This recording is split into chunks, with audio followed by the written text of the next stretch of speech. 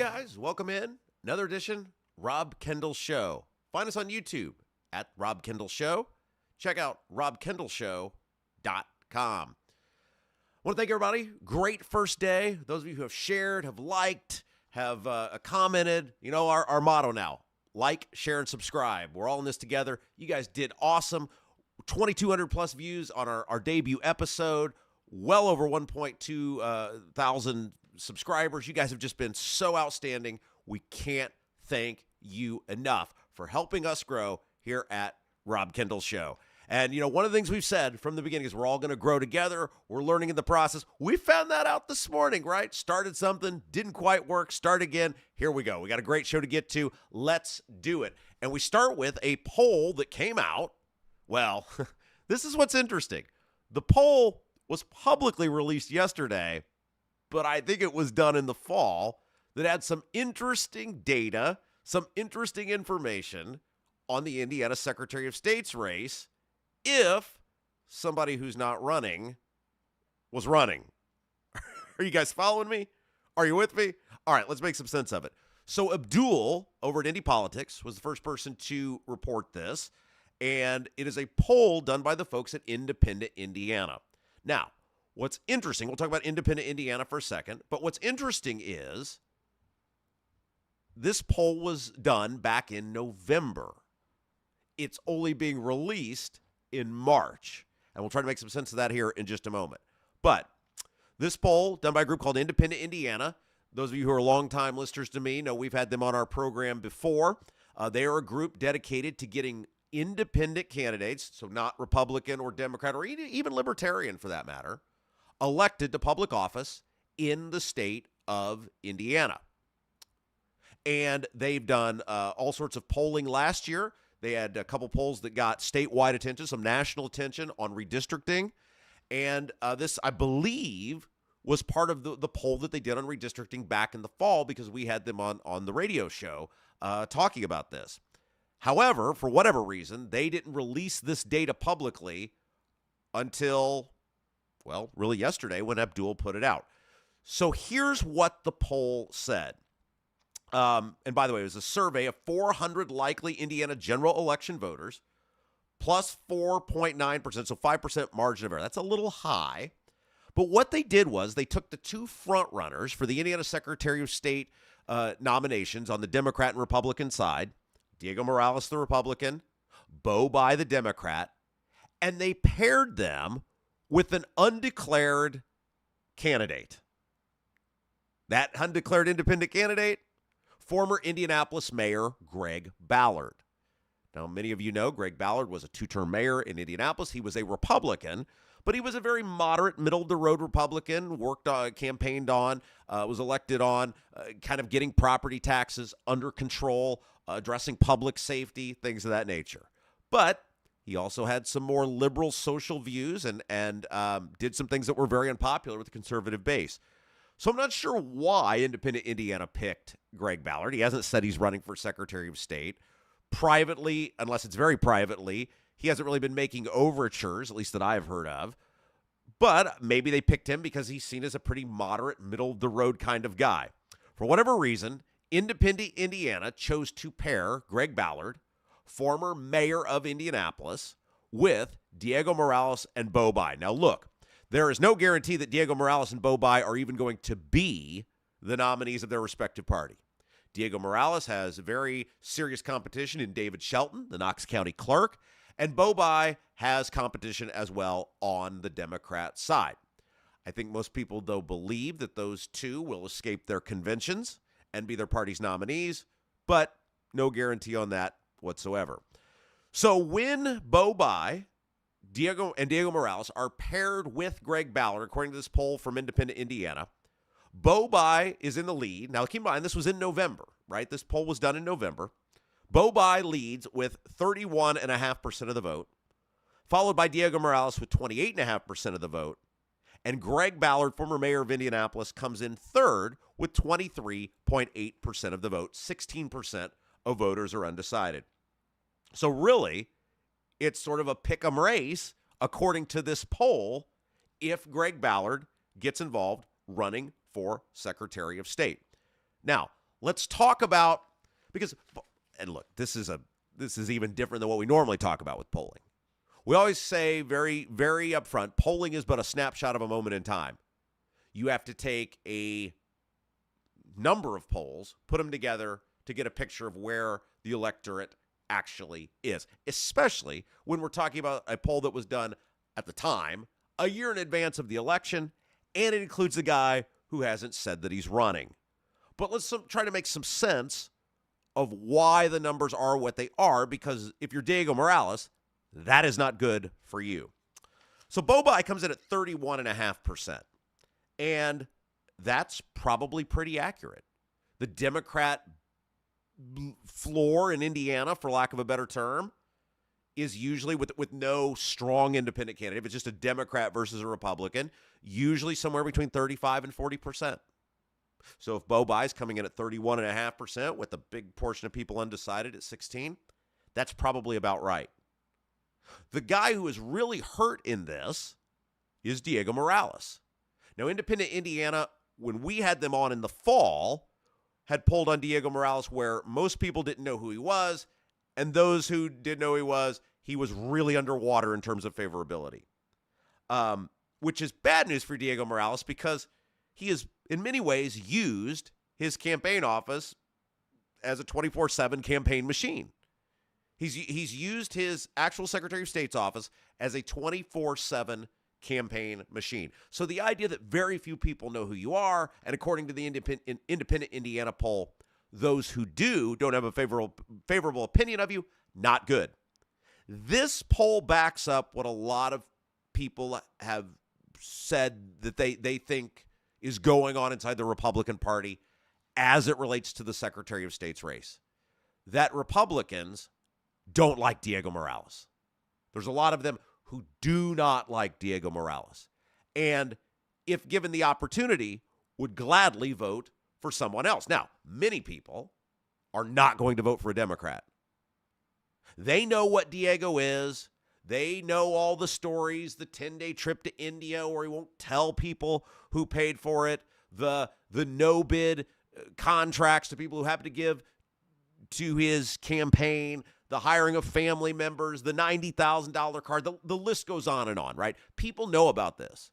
They don't like Diego Morales. They'd prefer to vote for somebody else, which is why I think David Shelton is seen as a serious threat to Diego Morales at the Republican convention. However, if push came to shove, they're still voting for the Republican. They're not going to vote for Beau Bayh, red above all else. Now, if you give them a viable alternative, somebody passable, somebody palatable, they're open to that. And I think that's what this poll shows, where when the base of a generic Republican in Indiana, if it's generic Republican against generic Democrat, usually above 50%. You're looking at the generic Democrat, 35 to 40. The generic Republican, somewhere probably between 50 and 53. The rest would either go to libertarians, undecideds, maybe not vote, pick them at the finish line type of thing. And so what you're seeing is a dramatic underperformance from Diego Morales if a viable Republican, in this case, running as an independent is an option. It shows how disliked Diego Morales is in the Republican Party. Look at this. Diego Morales, 28.5%. Greg Ballard, 23.8%. If you put them together, what do you get? 52%, which is right where that generic Republican would be. Now, poll shows Ballard leading among voters ages 18 to 34, pulling roughly 32% of the vote compared to 28% for Morales and Beau Bayh. Geographically, and this shouldn't surprise anyone, Ballard is strongest in central Indiana. That's where people know him. And roughly, and this was probably the most interesting part of the entire survey, was that roughly 9 in 10 respondents said they would react positively or neutrally to a candidate running as an independent. That means, and we've talked about this for years, if you give the people somebody good, they're open to it. But good means a couple things. What does a good independent candidate actually look like in Indiana? Every state's different. A good independent candidate in Indiana has to do the following things. One, above all else, got to be able to raise money. If you can't get on the airwaves, if you can't put infrastructure in place, you might as well just pack it in and not even do it. I mean, it's going to cost any independent candidate probably between $250,000 and $500,000 just to get on the ballot because of the signature requirements, which we'll talk about here in a second. We'll talk about some of the obstacles Greg Ballard might have to actually run for public office as an independent, which, by the way, I've not heard Greg Ballard once say I'm considering running as an independent candidate for Secretary of State publicly. Maybe he's telling people that privately. I haven't heard it. All right, so 9 in 10 people say that they have a favorable or at least neutral, so not negative, impression of somebody running as an independent. But you got to raise money. And in the state of Indiana, to run a viable statewide race, you'd have to raise at least $10 million. Now look, Secretary of State's office is an office with a lot of importance. And there's a lot of people who need a lot out of the Secretary of State's office. It oversees elections. It oversees businesses. Many other auto dealers. I mean, there's some big wigs that are invested in what goes on in the Secretary of State's office. The idea that those big donors or potential big donors would risk pissing off Diego Morales if he wins and giving to Greg Ballard, I don't know. I think that's going to be a hard ask to raise that $10 million. So the first thing is you got to be able to raise money. Now, Greg Ballard, if anybody can do it, probably him. A lot of connections. Very well liked in the donor class. Very well liked in the business community in central Indiana. Very well liked amongst the establishment who hate Diego Morales. But you got to be able to raise money. Number two, you got to give people a compelling reason to vote against the other two guys. You have to give people a compelling reason to vote against the other two guys, which means you got to have one heck of a personality. If you think about truly independent candidates who have won statewide races, I mean, there's guys like Angus King in Maine. He's a Democrat. He runs as an independent. He's a Democrat. Really kind of the truly independent figures that come to mind are guys like Jesse Ventura in Minnesota. What did he do? He spent almost no money. He was just famous enough, well-known enough, had a big enough personality that people went to him. He would literally just say, hey, we're taking our campaign bus and we're going to be at this park and we'll see you guys in 5 hours. And people would go because he was a celebrity, because people knew him, because he was going to say something that was hilarious or inflammatory about the other candidates. He drew millions and millions at the time. This is 1998. Millions and millions of dollars in earned media, free media.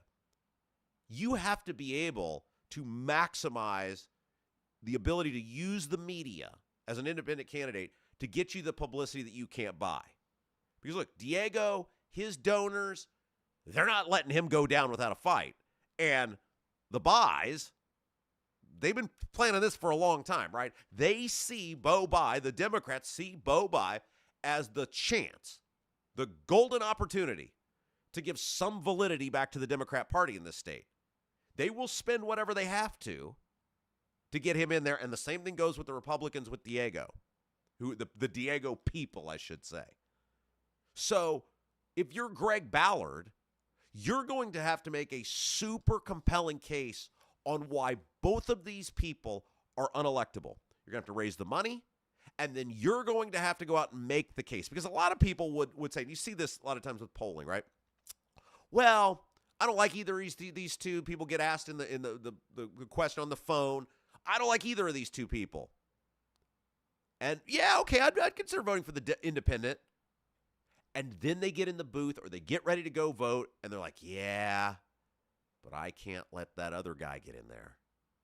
That is the number one reason of the two-party stranglehold in this country is people fearing the other guy. Not voting for someone, but fearing the other guy.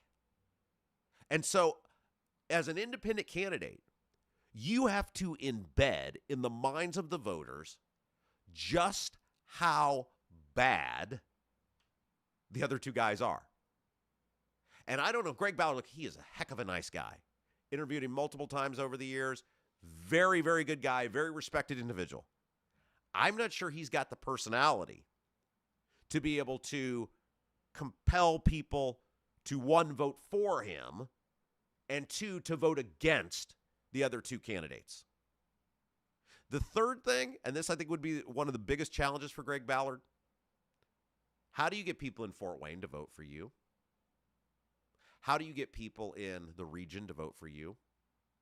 How do you get people in Jeffersonville to vote for you? Greg Ballard would probably do very well in Central Indiana. I don't doubt for a minute that in Central Indiana, he may beat one of the two major candidates. He may beat one of the two major candidates. But how do you, without that super dynamic personality, without the ability to captivate the media, to give you that earned media you need, and without infinite money, how do you convince people to vote for you? You got to go hard at the negatives on Diego Morales. You got to go hard at the negatives on the Democrat Party as a collective. Beau Bayh would be very hard to go at negatively as an individual because he doesn't have much of a track record in terms of the political scene. But the Democrat Party, the Democrats in Indiana, oh, sure, absolutely. You can have fun with them all day. But does Greg Ballard have the stomach to do that? I don't know. I don't think so. So finally, I want to talk about why now. This poll, according to Independent Indiana's release, was done in November. Why now? That's really a question. And anytime you see something come out related to politics, you need to ask why, and why is it coming out in the moment it is? Especially something that was delayed. You're looking at, what, November, December, January, February. You're talking a 4-month delay. From a media strategy, great job on their part. Think about how they maximized the Independent Indiana people. And Nathan Gotch runs Independent Indiana. He's a great guy.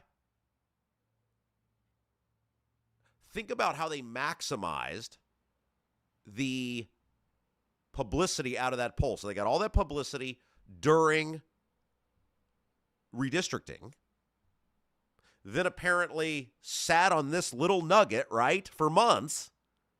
And now, what are we doing? How are we leading off our show? We're talking about Independent Indiana.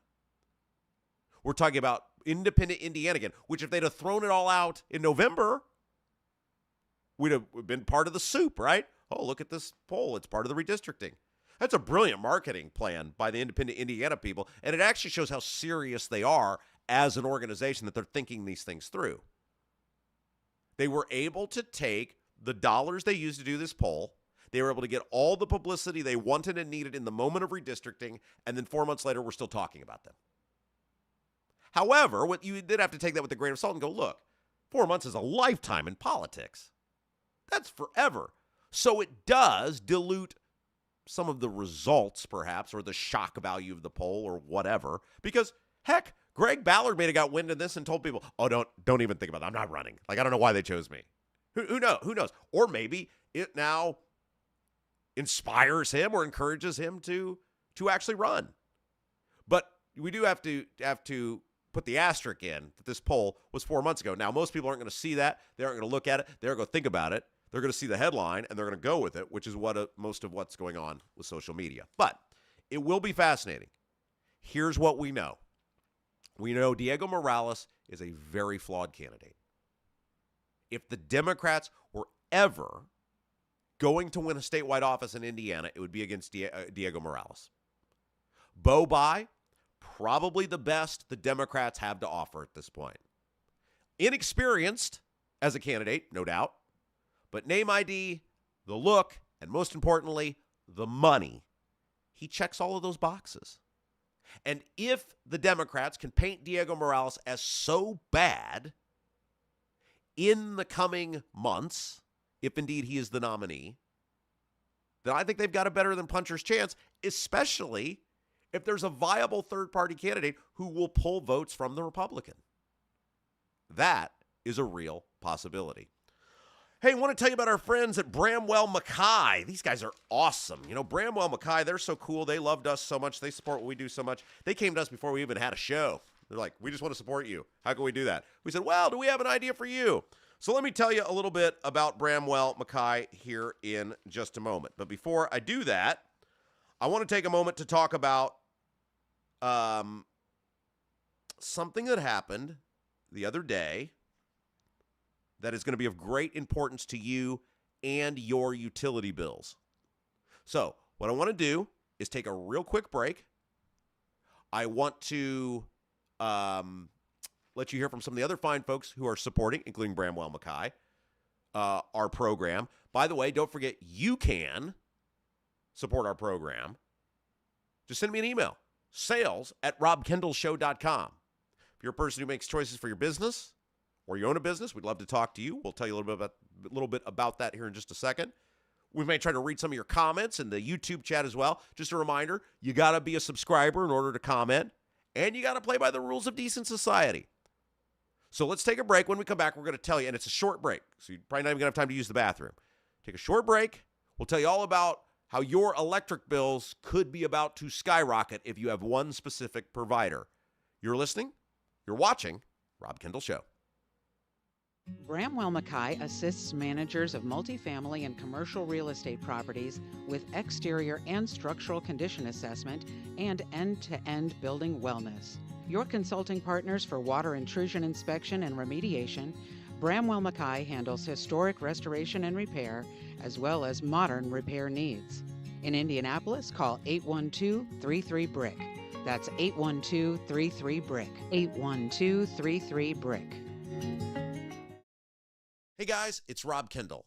Thanks so much for checking out the Rob Kendall Show. And remember, please like, share, and subscribe, and tell your friends about us. If you own a business or you're in charge of making decisions for your business, we'd love to get to know you. We'd love to learn more about what you do and how here at the Rob Kendall Show, we can help you get your word out to a very loyal group of people. Because, that's what we have with viewers on the Rob Kendall Show, a really loyal group of people. Send us an email, sales@robkendallshow.com, sales@robkendallshow.com.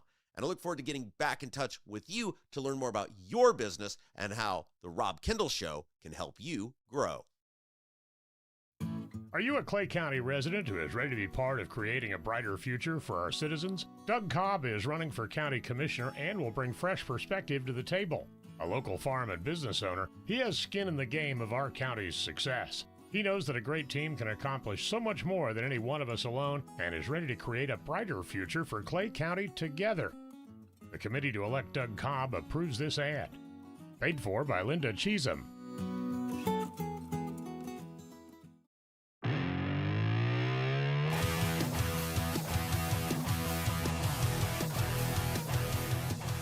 Hey guys, welcome back. Rob Kendall Show. Follow along, robkendallshow.com. If you haven't, please do us a huge favor. Like, share, and subscribe our YouTube feed. That is the best thing you can do for us right now is like, share, and subscribe the YouTube feed. You guys are awesome, man. What, like 1,200 subscribers already? We were talking earlier with somebody who's very involved in the social media game, and they're like, I can't believe how many you guys got in a couple days before I ever had a show. We said, yeah, our audience is awesome. You guys are awesome. I love you guys. You're at the absolute best. And over 2,200 views on our debut episode already. You guys are doing your part. We got to grow this together, and we're going to set some lofty goals for you guys. So please continue to put this out there. robkendallshow.com. Let people know about that as well. We got transcripts of some of our favorite segments that we do each day. You can read them right there. And like I said, the subscriptions are really the key right now for you guys to help us like, share, and subscribe the YouTube feed. A couple of other announcements I wanted to let everybody know. So Hammer and I have the big comedy event coming up Saturday night in Greenwood. You guys sold that thing out in a couple weeks. We had to print more tickets. So many got bought so fast. That's going to be a rocking evening. Jason Hammer and myself. March the 7th, 7 p.m., Mad Hatter Comedy Club in Greenwood. We have a meet and greet as part of that. There was special tickets you guys could buy. I know they're supposed to be sending emails out to you guys today. Some of you are watching right now. The meet and greet is going to start at 5:30. The meet and greet is going to start at 5:30 and it'll roll until about 6:30, 6:40. So we look forward to all of you who bought tickets. Thank you so much. It's a new venture for us. I think you're going to love it. We got some surprises for you guys. It's going to be a great time. And we look forward to seeing everybody on Saturday, March the 7th. 7 p.m. is the bell time for the show itself. But for those of you who are doing the meet and greet, 5:30 is when the meet and greet's going to start. John, our guy over at Mad Hatter, I think he's going to be sending those emails out today to you guys, but you just want to let everybody know 5:30 is when the meet and greet is going to start. All right, so let's get to some of our other topics of the day today, and this is a big one because I think your utility bills, if you have one specific provider, are about to skyrocket. So our friends over at Indiana Capital Chronicle have the article, and AES. So AES, look, utility bills in the state of Indiana, what do they call the Power Five? There's 5 big investor-owned utilities. That means they are for profit. So real quick, let's reset and explain how utilities work in Indiana, because I know we've explained these for years, but we have all sorts of new people seeing us. So let's real quick reset how utilities work in Indiana. The utilities are a monopoly. And what I mean by that is you can't shop it.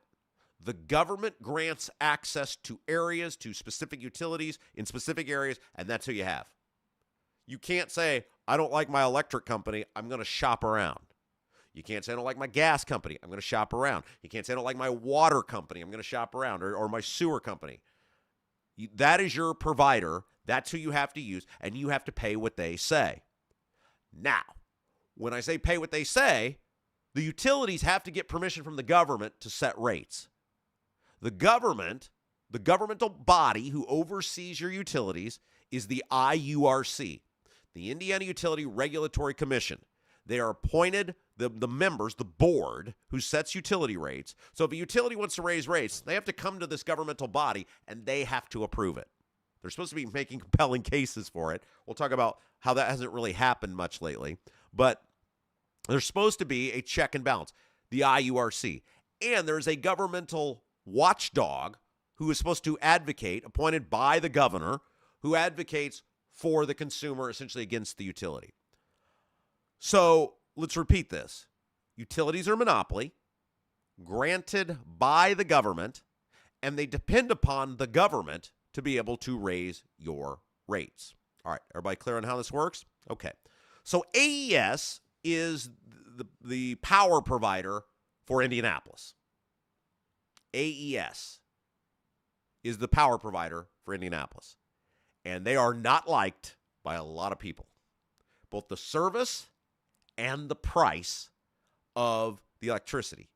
Because people cannot shop it. They cannot fire them. Unless if you want to flip lights on in your house and you live in Indianapolis, for the most part, you got to use AES.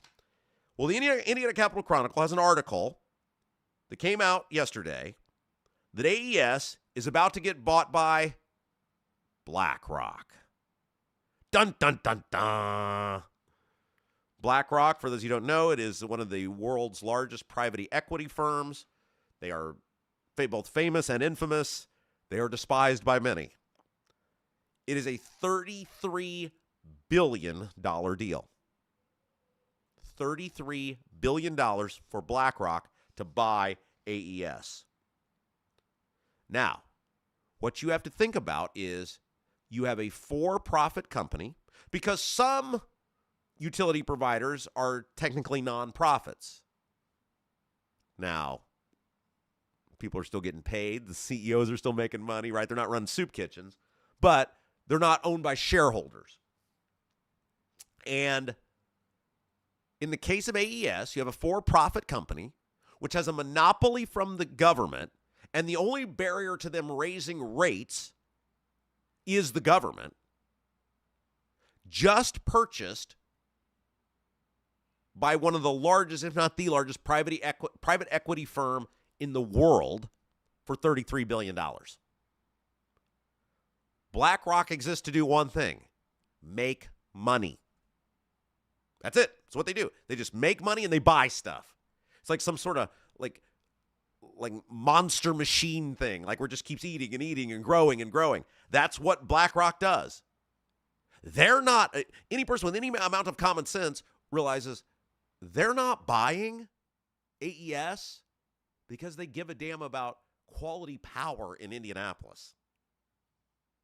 They're not concerned about, we need to make sure people get better power at a more reasonable price.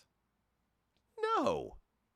BlackRock is buying AES because they believe they can make more money off of it. And in this case, make more money means raise the rates of the user. And if you're BlackRock, it's probably, by the way, can you imagine having access to $33 billion? The number itself is not comprehensible.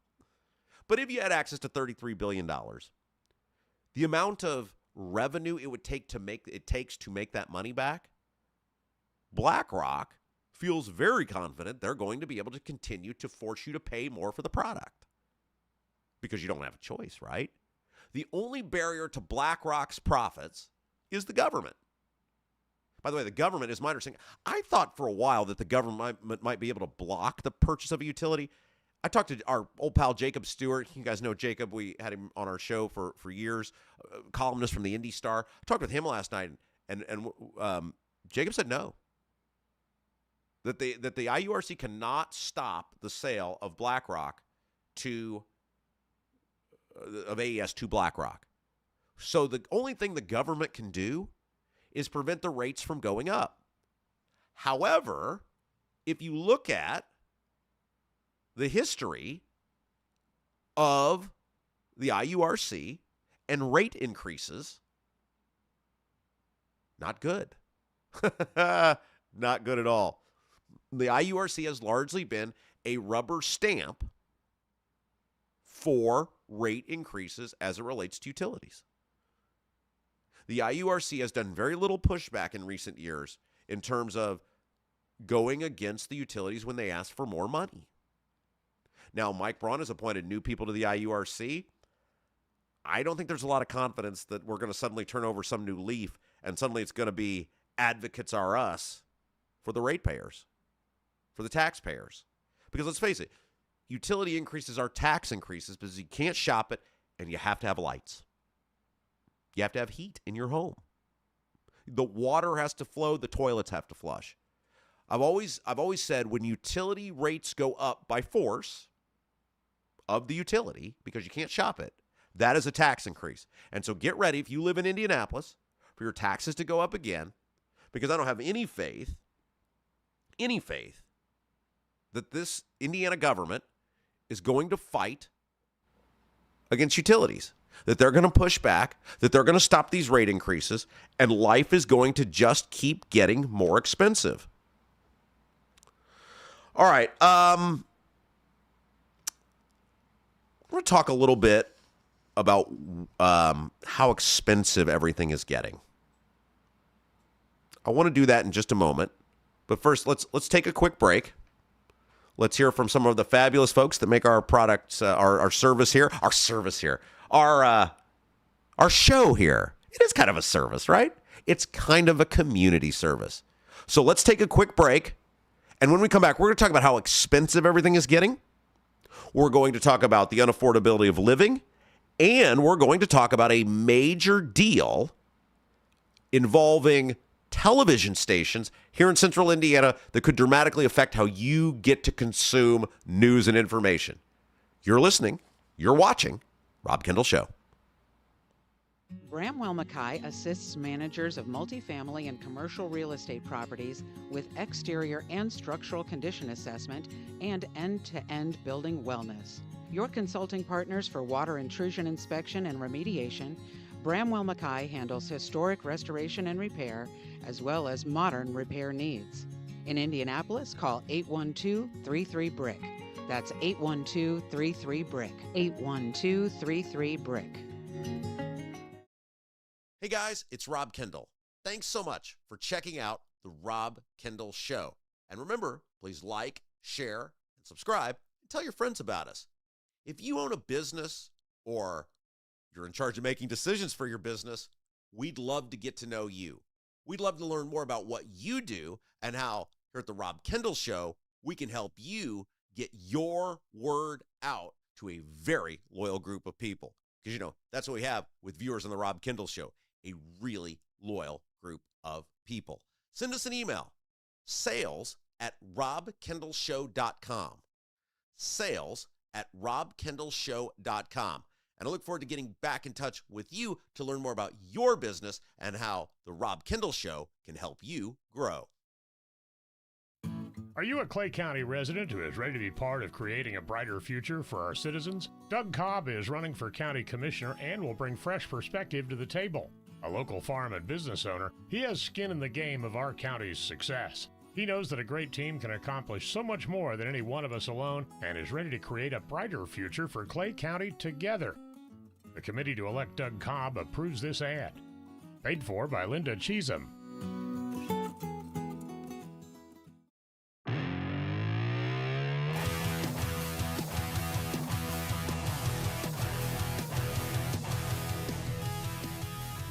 Hey guys, you're listening, you're watching Rob Kendall Show.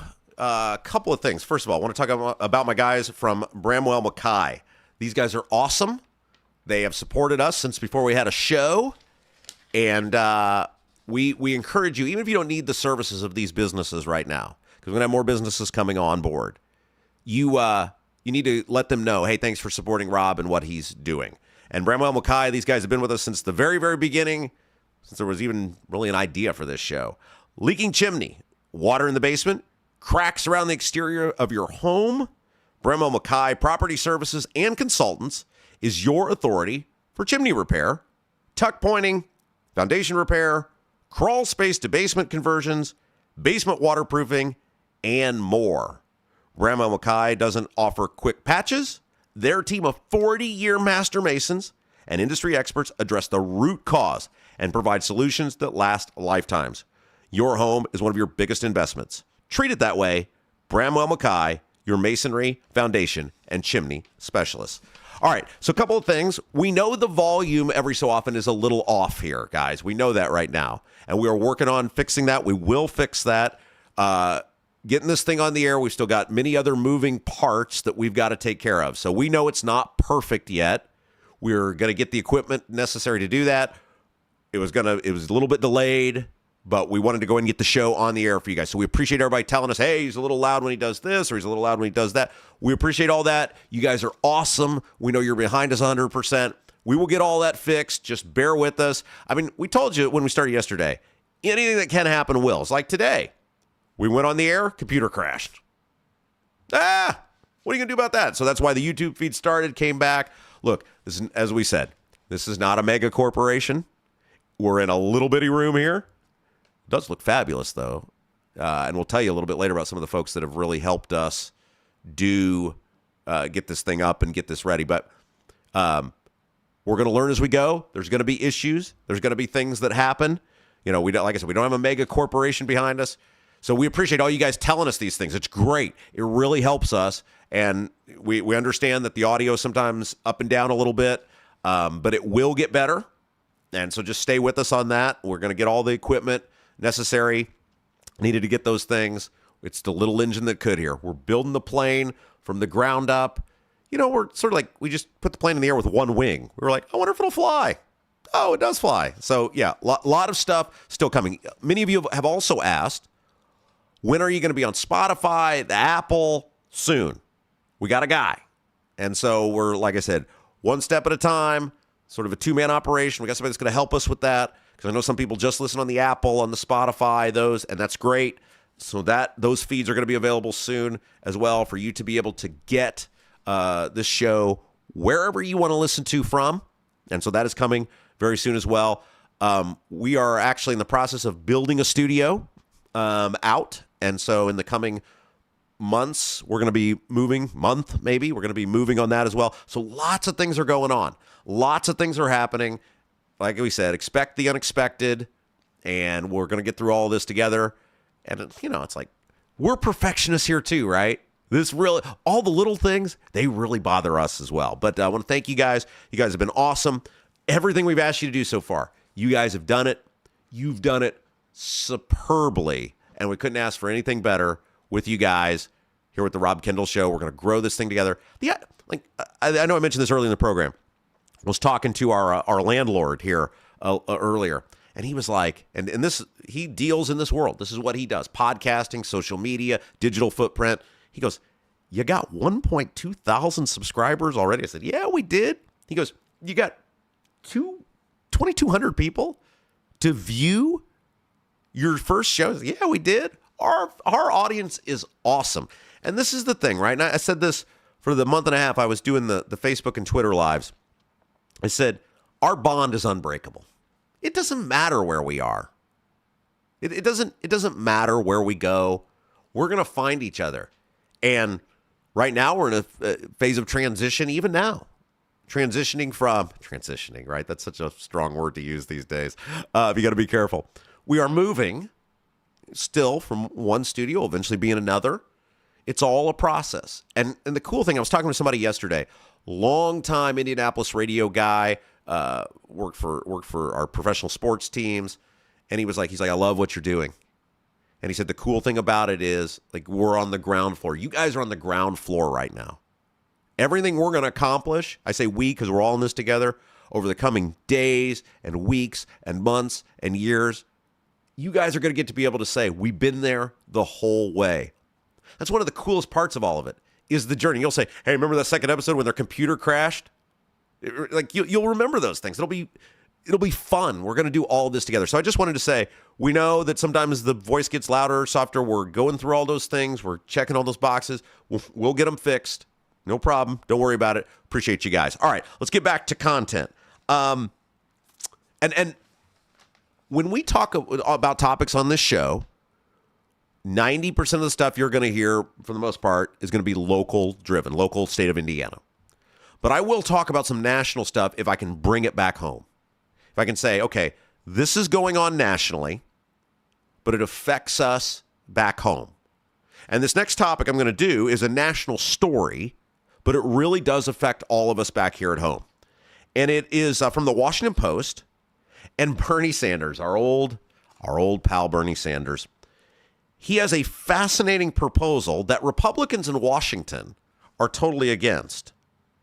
But I got to thinking about the proposal, and it really just is what Republicans do back here in Indiana all the time. Now, look, what Bernie Sanders is proposing is never going to pass right now, but I want to talk a little bit about the hypocrisy of the Republicans being so passionately against this when they're doing the exact same thing, basically right here in Indiana. Okay, so this is according to the Washington Post. Bernie Sanders unveiled legislation that would raise taxes by $4.4 trillion. $4.4 trillion, but it's going to come exclusively from the country's 1,000 billionaires. Think about that. We have 1,000 billionaires in this country. Think about how much you're making, and then think there's 1,000 people that are worth $1 billion. That is a pretty staggering number. And it's not great, not because I'm against people being rich, but we'll talk about in a second about the wealth divide in this country. But I want to come back to this proposal Bernie Sanders has. What he wants to do is a wealth tax. 5% annual wealth tax. Not on money you've made, which is an income tax that year. You pay your income tax every year. Hey, I made, $100,000. Okay, here's what you owe. I made $200,000. Here's what you owe. The wealth tax would be on existing money in your account. So it goes every single year. You would have 5% if you're above a certain income threshold. You would have that money taken from you. Now, the Republicans, as I said, they're totally against this.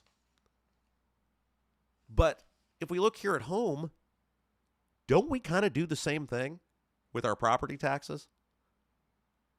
Don't we kind of do the exact same thing where every single year we tax people on money they haven't made? Isn't that what property taxes are? Is simply saying you own this home, you haven't monetized it. Some cases people have lived in their homes for 30, 40, 50 years. You haven't made a dime off of this home, and yet every year you're forced to pay taxes on it. Oh, and those taxes go up based on what we, the government, say your home is worth. Just what the government says it's worth. Now, you can appeal that. We've talked about the need for everyone to appeal their property tax assessments. We've talked about the need for that to take place. You should never just give the government their assessment of your home.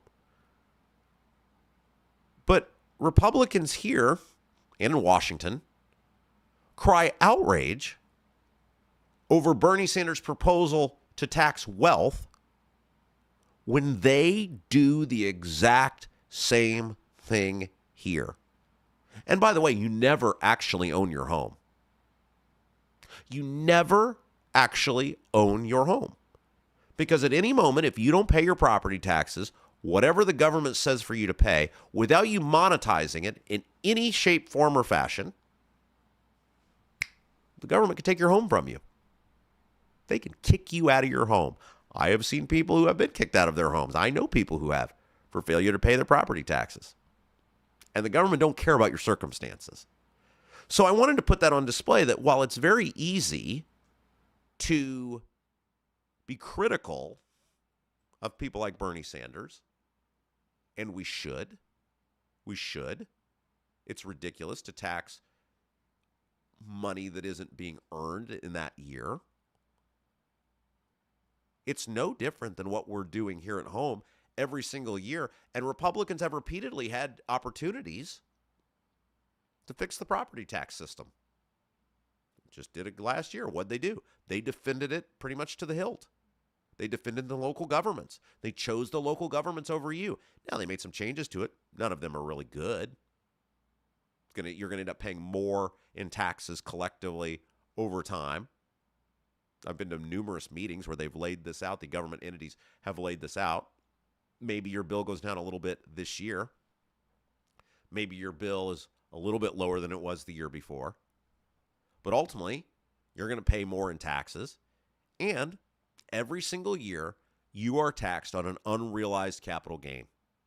Because what does it matter what your home is worth unless you sell it? You aren't making any money off of it. So just remember, when you see the Republicans attack guys like Bernie Sanders, that they are doing the exact same thing here, and they'll defend it over and over again. I did want to also talk about, since we were on Bernie Sanders, the wealth divide in this country. And I'm not a person that believes in income caps. I'm not a person who believes that you should be able to limit the amount of money people can make. I've never been envious of people who make more money than me. So I'm not coming at it from that perspective. What I'm coming at it from a perspective of is when you have the haves continuing to explode in growth and the have-nots struggling to even maintain water, that is not a recipe for a thriving society. Look, America, like any other country, does well when you have a thriving middle class. When there is hope and there is optimism amongst people that if they work hard, if they educate themselves, if they do right, if they play by the rules, that they're going to be able to better their circumstances. That is not happening right now in this country. When you have 1,000 billionaires, and the middle class is struggling to stay afloat, you aren't seeing people the way you used to elevate themselves out of the middle class and up. You're seeing, in many cases, people being pushed down out of the middle class, not maybe necessarily into poverty, but certainly not a quality of life that they have had, or they struggle to maintain the quality of life they have had. That is not good. You see record prices being paid for tippy-top items because the top has so much money now, they almost don't know what to do with it. They have the tippy-top of our society has gained so much wealth that they don't even know where to put it. And so you see with sports memorabilia, et cetera, things of that nature, over and over and over again. I saw that, what was it, like $16 million paid for a Pokemon card last month. Get out of here. when you have excess at the top and the middle class, which actually drives an economy. Let's face it, there are way more people that are middle class than there are uber rich. The middle class are the driver, and actually the middle class are the key to the elevation of wealth for the upper class because they buy the stuff of the businesses that are put out by the tippy-top people. Right now, the middle class is really struggling. I went to the grocery store yesterday. You know what I bought? It was before I picked my daughter up for daycare. I bought a roll of 3 rolls of paper towels, the off-brand, the Walmart brand, by the way, and a bag of gum. Want to take a guess? I'm not talking like a jumbo bag of gum, just like a little packet of gum. I don't know, maybe 180 pieces in this thing. Want to guess what the bag of gum and the roll of 3 paper towels cost me? The Walmart brand? Almost $14. Almost $14. And I don't know about you guys, every time I go to the grocery store, I feel like it's a swift kick in the junk when I have to pay. Like you're scanning that stuff, you're watching the total go up, and then it comes time to pay, and like you almost like, it's just depressing. It's just depressing to even pull out your credit card and go, well, there's a bunch of money I'd never get back. I mean, those paper towels, because I bought the same sort of paper towels for a long time. That roll of 3 paper towels, it was like $4.60, I think. That's the Walmart brand. That same roll used to be under $3 not that long ago. And this is one of the things we warned people about in 2020 and 2021 when those government checks were coming in. We said that $1,000, $1,200, whatever the number was, they were all over the map on them, remember? That money you get today is going to cost you infinitely more over time. And our government, since 2020, I mean, it was going on well before 2020, but they just put it on steroids, has refused to execute any sort of fiscal discipline whatsoever. It's just like with Social Security running out of money. They know the problem exists. They know math. They know it's inevitable. And they do nothing about it. The same thing is true with inflation. The government knows government spending drives inflation. They know the more money you print, which that's what happens when you spend more money than comes in, the government prints money to make up for it. It devalues the dollar. And the devalued dollar means people have to have more dollars to pay for the same stuff. This is like basic high school stuff here. And yet our government at $35 trillion, is that the number now? Is it $35 trillion? I think that's right. Still shows no signs of stopping. They show no signs whatsoever. $1 trillion annual deficits. Republicans in charge of everything, by the way. For all the people who are like, oh, he's so mean to the Republicans. The Republicans are in charge of everything with our government. And what was their signature agenda item last year? That big, beautiful bill, which added upwards of $5 trillion to the nation's debt over time. I mean, the national debt stuff is disgusting. It's absolutely disgusting for a couple reasons. One, it makes everything more expensive for us, right, in the here and now.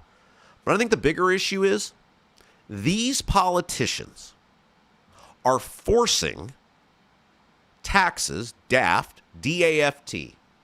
Deficits are future taxes. These politicians are forcing future taxes on my daughter's generation, her kid's generation, 6, 7 generations from now. These people don't even have a voice in this. They don't have a vote in it. They're going to have to pay for something that they had nothing to do with and they didn't get any benefit out of. That's disgusting. That is reprehensible. We're going to talk about Todd Young here in just a little bit because he was in the news the other day. And yet our politicians, yeah, the old Duke of Spendingburg. We got a Diego and a Duke of Spendingburg reference in the same show. Show number 2. You guys thought it was going to take a while? Our politicians don't feel any remorse about this because they're in the legalized vote buying business. True both here in Indiana and across our country, in which they take other people's money, they give it to special interest in the sense of, if you give a tax cut to one person, we'll get into this here in just a little bit more detail. But when you give a tax cut to one group of people, that's a special interest. If you get something I don't, that's especially for you. And what is the big, beautiful bill? It's a bunch of special interest giveaways. Select group of people win. They don't stop spending somewhere else. So future generations pay for it, and we pay for it with inflation. That's our government. That's what we do. And for some reason, we just keep accepting it, and we don't demand, and this is what I can't figure out, is why we don't demand the Republicans who campaign after campaign promise to fix it, promise to do better, promise to be different, tell us they've learned their lesson. It's all going to be different this time. It's all going to be better. We just keep electing these same people. We just keep sending them back to Washington. So I don't know about you guys, but I am sick and tired of going to the grocery store, and it's a depressing thing. You ever notice how like everybody seems mad in the grocery store now? Have you ever noticed how everybody just seems downtrodden? I'm not saying that like the grocery store was once some incredibly joyful, pleasant experience that everybody just gleefully looked forward to. Pay attention to that next time, though. How few people you actually see smiling in the grocery store anymore. I noticed that the last couple times I've been in there. That people are depressed because they know everything they buy, they're going to have to go to the cash register and pay for it. They know eventually they're going to have to pay the tab. And it's everywhere. I mean, I was thinking about that today, filling up my tank. I found gas for under $3. And I was like, yes, I found gas for under $3. Better hurry up and get that in. Like we talked about yesterday, this Iranian conflict, this war, whatever you want to call it, can have big consequences in the short term. And gas is going to be one of them. All right. Well, before we take a break, I want to remind everybody of a couple of things. One, we would very much like for you to subscribe to our channel. If you haven't, I know it's like, Rob, how many times are you going to talk about subscribing? A lot. Because our goal is to grow this program, to grow the influence of this program, to grow your influence. That's what this is all about. The more people that watch, the more people that tune in, the more people are going to hear, the more ability we are going to have over time to activate people passionate about their government. And so the number one thing that you can do for us, if you haven't done it, and I know it sounds like a broken record, but it is so important to subscribe to this channel. The second thing that you can do for us is you can share the feed. Say, hey, Rob's here right now. Go watch him. Go check it out. Those two things may sound like small things, but they're a big deal in the overall scheme because we got a 6-month plan on this thing. We got a 1-year plan on this thing. We got a 1-day plan on this thing, right? And don't forget, if you like what we do here and you're like, man, I'd like to go back and process that visually by reading, our website, robkendallshow.com. robkendallshow.com is our website. And one of the cool things that we have there, we have the live broadcast, the podcast, but we also have transcripts of our segments. What did we do yesterday? We did Braun and the plan to reign in the Mid-States corridor in the Bears bill, that little amendment that got tucked into the Bears Stadium bill. The transcript of that is there. And we did something else that was super fabulous. Can't remember what it was. It's like I'm just like drinking from a fire hose at this point. But the transcripts of all of our favorite segments are right there, robkendallshow.com. And we've got some cool stuff coming in the future as we grow this show. We're going to also make State House Happenings, a video product here very soon. Probably still audio this week. All right, let's take a break. When we come back, there was big news from the FCC that is going to affect how you consume information in central Indiana. We'll talk about that.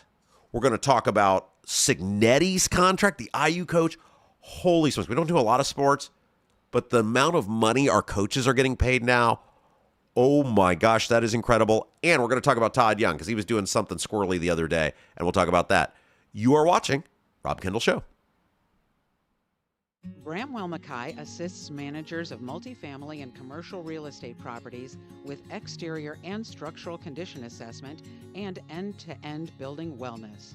Your consulting partners for water intrusion inspection and remediation, Bramwell Mackay handles historic restoration and repair, as well as modern repair needs. In Indianapolis, call 812-33-BRICK. That's 812-33-BRICK. 812-33-BRICK. Hey guys, it's Rob Kendall. Thanks so much for checking out the Rob Kendall Show. And remember, please like, share, and subscribe, and tell your friends about us. If you own a business or you're in charge of making decisions for your business, we'd love to get to know you. We'd love to learn more about what you do and how here at the Rob Kendall Show, we can help you get your word out to a very loyal group of people. Because, you know, that's what we have with viewers on the Rob Kendall Show, a really loyal group of people. Send us an email, sales@robkendallshow.com. Sales@robkendallshow.com. And I look forward to getting back in touch with you to learn more about your business and how the Rob Kendall Show can help you grow. Are you a Clay County resident who is ready to be part of creating a brighter future for our citizens? Doug Cobb is running for county commissioner and will bring fresh perspective to the table. A local farm and business owner, he has skin in the game of our county's success. He knows that a great team can accomplish so much more than any one of us alone and is ready to create a brighter future for Clay County together. The committee to elect Doug Cobb approves this ad. Paid for by Linda Cheatham.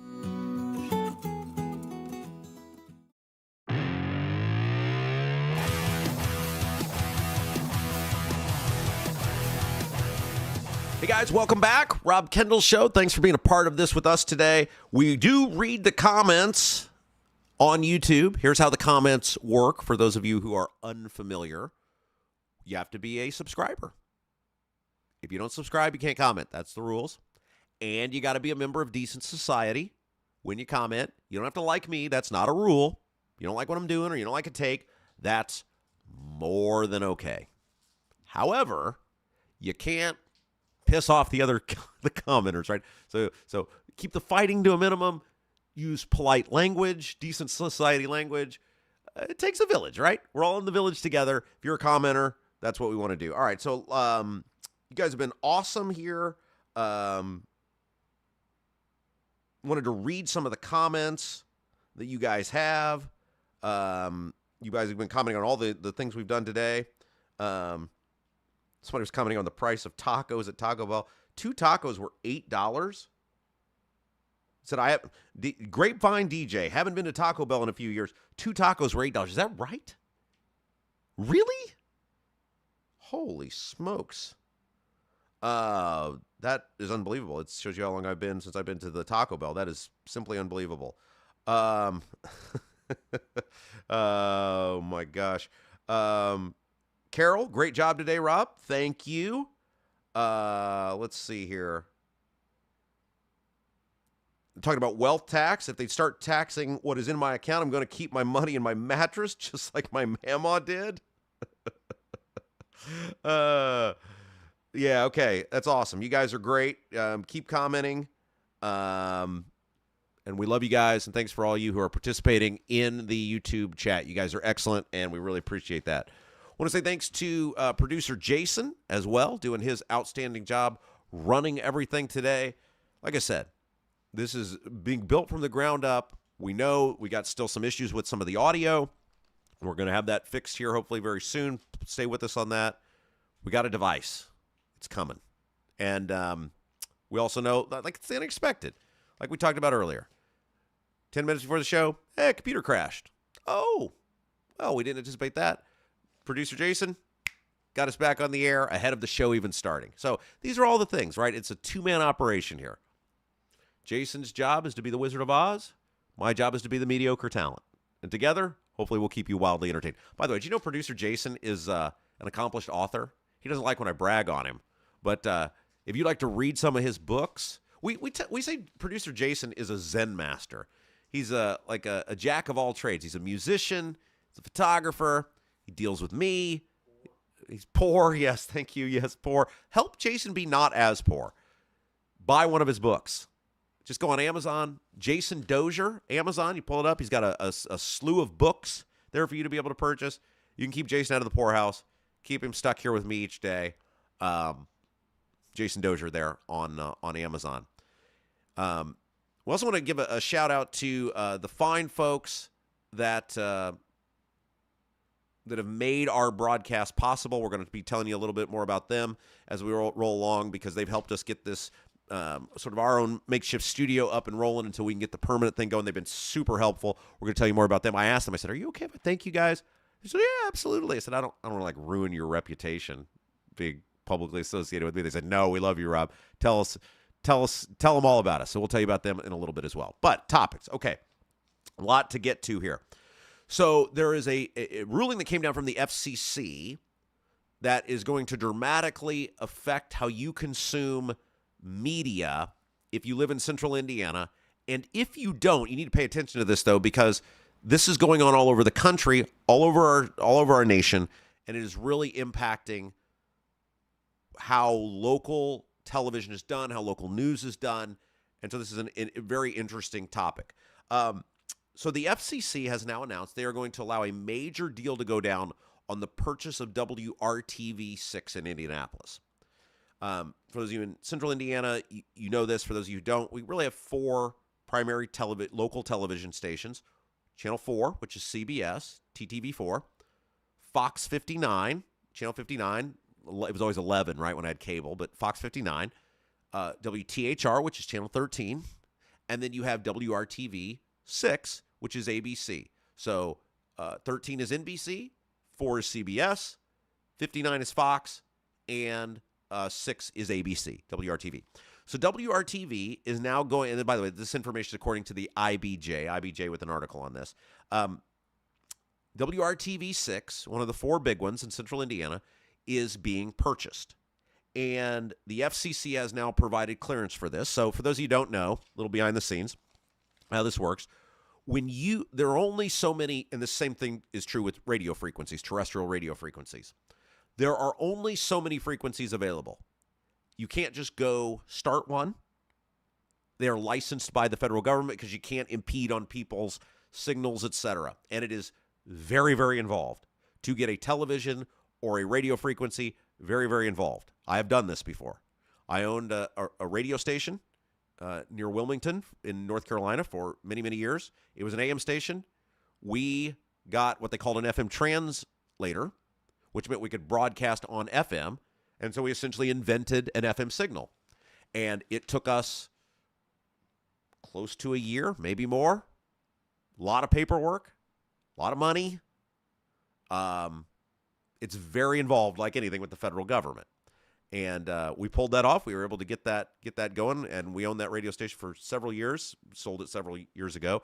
But I can speak from experience on this. So anytime you want to do anything that involves terrestrial radio or television, it has to be done with approval of the federal government. That is overseen by the FCC, the Federal Communications Commission. And the FCC has quite a few standards that it requires you abide by in order to purchase a terrestrial television or radio station. I've been through all the paperwork, the background checks, the attesting. Again, very involved process. And one of the things that you have to prove, and it's been lessened more and more over time, is that you're not going to harm competition to some extent. So the reason this was at play with the purchase of ABC is ABC, WRTV 6, the ABC affiliate, is being purchased by the same guy who owns Wish TV, which is Channel 8. Now, for years, DeJuan McCoy is his name. I know DeJuan, by the way, full disclosure. Met with him before. Seems like a very nice guy. Entrepreneur, built himself from the ground up. It's a really incredible story. A guy who was just working in television, figured out how he would run a television station if he ever owned one, was able to put the money together to buy it, bought it, built the TV stations up. I believe they were in Texas, sold them, and he is just an American success story. But anyway, neither here nor there. Wish TV for years was an affiliate with CBS. When I was a kid, Wish TV was the CBS affiliate. Remember watching the Masters, IU basketball, all that stuff on CBS, the NFL. They are now affiliated with the CW network. So they do not have currently one of the Circle City Broadcasting, I think is the Circle City Broadcasting is the parent company of Wish TV. They're a CW affiliate. DeJuan McCoy, also Circle City Broadcasting, also owns WNDY TV. It was Channel 10 when I was a kid. I think that's what it still is, which is affiliated with My Network TV. So he owns 2 television stations already in the Indianapolis market. And one of the issues when you buy properties or buy multiple properties in a market is you have to deal with, are you harming competition? Are you essentially creating a monopoly of owning everything? And this purchase, by the way, $83 million. That's how much. You ever wonder how much it costs to buy a big-time TV station in a we're not a major market in the sense of the tippy top like New York, but we're also not like Dubuque, Iowa. So in a major metropolitan city, $83 million to buy one of the TV stations. So DeJuan McCoy now owns Wish TV, My Indy TV, and also owns ABC. He's not the only guy who owns multiple television stations in Indianapolis. And that's what I want to get to here in just a second. Nexstar Media Group is in the process of acquiring Tegna. Now, that is a deal that's going to cost $6.2 billion, and it'll span 265 stations across 44 states. Nexstar currently owns WXIN, which is Fox 59, and CBS, which is WTTV4, and Tegna owns WRTV. So Tegna is acquiring Fox 59 and CBS 4. So basically, all of the major television properties in Indianapolis are going to be owned by two groups. DeJuan McCoy will own ABC and Wish TV, and Tegna will own CBS, TTV4, NBC, which is WRTV, and Fox 59. So two groups will own basically all of the local television station with any sort of serious footprint in central Indiana. And the reason I'm going into this, one, it will affect potentially how information is consumed. These are corporations. I'm not saying there's going to be mass personnel cuts at any of these places. I don't know that. I have no idea what the business plan is. But the track record, especially with large corporations like a Tegna, would be they're going to maximize profit. They're going to, now DeJuan's a little different because he's an individual guy. He's his own person. Owns a big, very valuable company, but he's his own guy. You can walk in and meet with him. I've done it. So he may be a little different. But in the case of like Tegna acquiring these other 2 TV stations, they're accountable to shareholders. They're accountable to a bottom line. And just as we have seen with radio stations across the country being owned more and more, fewer and fewer independent owners, more and more large corporations acquiring radio stations. I know I've been a part of a sale of radio stations in 2022. IMIS, which is a big company, sold our WIBC, sold the other 3 stations that IMIS owned to Urban One.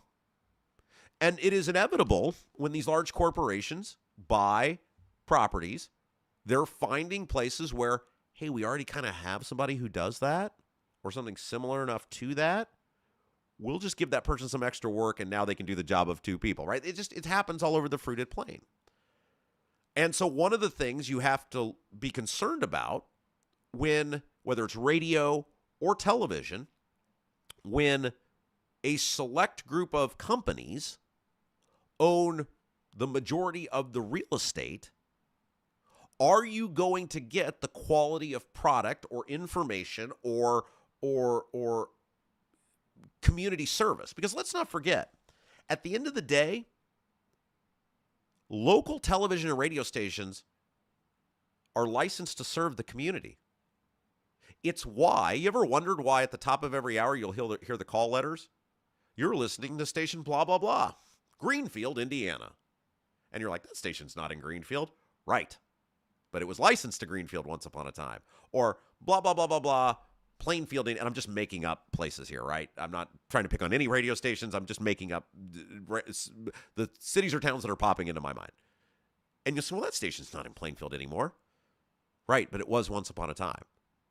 And the initial idea of radio and television, local radio and television, was to serve the communities. It's why you had to say the city of license. This is where we're from. This is who we serve. Because these licenses are given out by the federal government. And as part of basically being handed a golden ticket, which is what a radio or television, a terrestrial radio or television license is, you are expected to provide a certain level of service or benefit to the community. And over time, those restrictions have been lessened.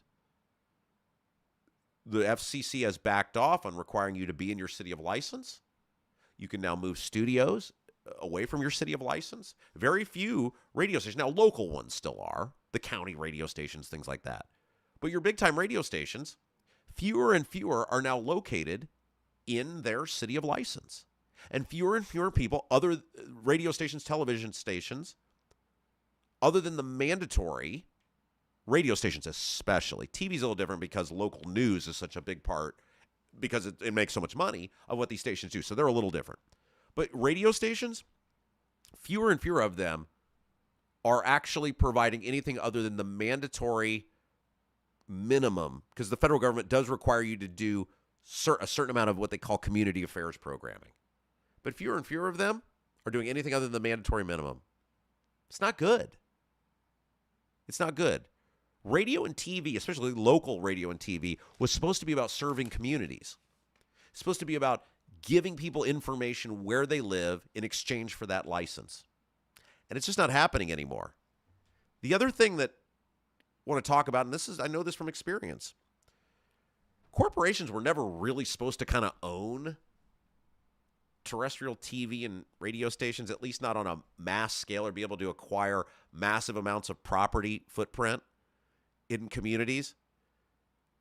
Because the FCC, and if you go back and read some of the early writings about radio and communications about radio, it was really intended for individuals who lived where these licenses were given, who were a fabric of the community, who made choices not on what was best for some bottom line. Look, these people who own the radio station, they wanted to make money. We're not kidding ourselves on that. And some of them wanted to make a lot of money, and some of them really did. There was a great documentary on PBS years ago. I think it was Naptown Radio Wars was the name of it.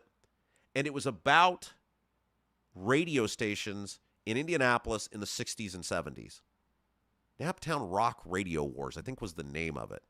You just search PBS Indianapolis radio documentary, it'll come up. And there was all these legendary figures that were a part of it. Some of them tragically who are no longer with us anymore. This is probably 20 years ago this documentary came out. And it was great because you heard these people in the heyday of radio talk about all the things they did for the community and how their owners, and they would name the owners, right? Because it wasn't companies for the most part. It was like individuals. They would name how these owners would do this stuff. Some of it was great and succeeded. Some of it failed. But this totally fun, adventurous, outside-the-box stuff because they were all invested in the community. They were all invested in the place they lived, and they had reputations to maintain in the communities they were in. And I just think that's all kind of gone by the wayside. And look, I'm talking to you now as a guy who's on a podcast. I'm talking to you as a guy who's on the internet now. A guy who grew up loving radio, loved being a part of radio. And so, in a weird way, we're trying to kind of recreate that here the way radio or television used to be, where predominantly was all local. Like the content was driven about the community you lived in because that's where you served and that's who you cared about. And so I think this is going to be very fascinating. Look, like I said, I met DeJuan. I know he's very committed to local. And I'm sure WRTV6 is going to keep a strong local footprint, maybe even expand it. DeJuan with Wish TV is one of the few local guys left. Again, big company, valuable company. But that'll be fascinating to see what they do with that. And it'll be fascinating to see how WTHR, the company that's Tegna, which owns WTHR, is going to incorporate Fox 59 and CBS 4, TTV4 into their portfolio, and if they keep that local presence, because that is so important. All right, we're going to take one final break. Well, before we do that, let me tell you real quick about my friends at Bramwell McKay. Shall I do that? Let's do that. Yeah. Because Bramwell McKay, they've been with us from the beginning. Even before we had an idea for a show, they're like, whatever you want to do, we'll help you. Because they believe in us. And they're a great organization. And we've got other sponsors that are going to be coming on. And when you hear these sponsors, support them. Say, hey, thanks for helping Rob be able to buy the camera so that people can see him. Thanks for helping Rob be able to buy the computer so that he can get on the air. Because that's what we're doing right now. This stuff is helping us be able to get on the air to do this podcast. So even if you don't need the service right now, let them know. Masonry color mismatch, previous repair catching your eye, not happy with the brick color on your home, and ready for a total makeover. Bramwell McKay Property Services and Consultants offer specialized masonry staining and recoloring. Whether you want to seamlessly blend repairs to completely transform your home's exterior, want to build something new, Bramwell McKay's 40-year master masons design and construct custom patios, sidewalks, outdoor summer kitchens, archways, entryways, and more. Bramwell McKay, beauty built to endure. All right, let's take a break. We're going to have a long segment to wrap up the rest of our show. We will see if my voice holds out. Now, when I say take a break, it's a very quick break. You guys will be fine. We got to talk about Signetti's contract. We don't talk about a lot of sports here, but when stuff sports transcends into society, we got to do that. We got to talk about that and a whole bunch more. Stick around. Rob Kendall Show. RobKendallShow.com. Bramwell McKay assists managers of multifamily and commercial real estate properties with exterior and structural condition assessment and end-to-end building wellness. Your consulting partners for water intrusion inspection and remediation, Bramwell McKay handles historic restoration and repair, as well as modern repair needs. In Indianapolis, call 812-33-BRICK. That's 812-33-BRICK. 812-33-BRICK. Hey guys, it's Rob Kendall. Thanks so much for checking out the Rob Kendall Show. And remember, please like, share, and subscribe, and tell your friends about us. If you own a business or you're in charge of making decisions for your business, we'd love to get to know you. We'd love to learn more about what you do and how here at the Rob Kendall Show, we can help you get your word out to a very loyal group of people. Because, that's what we have with viewers on the Rob Kendall Show, a really loyal group of people. Send us an email, sales@robkendallshow.com. Sales@robkendallshow.com. And I look forward to getting back in touch with you to learn more about your business and how the Rob Kendall Show can help you grow. Are you a Clay County resident who is ready to be part of creating a brighter future for our citizens? Doug Cobb is running for county commissioner and will bring fresh perspective to the table. A local farm and business owner, he has skin in the game of our county's success. He knows that a great team can accomplish so much more than any one of us alone and is ready to create a brighter future for Clay County together. The committee to elect Doug Cobb approves this ad. Paid for by Linda Cheatham.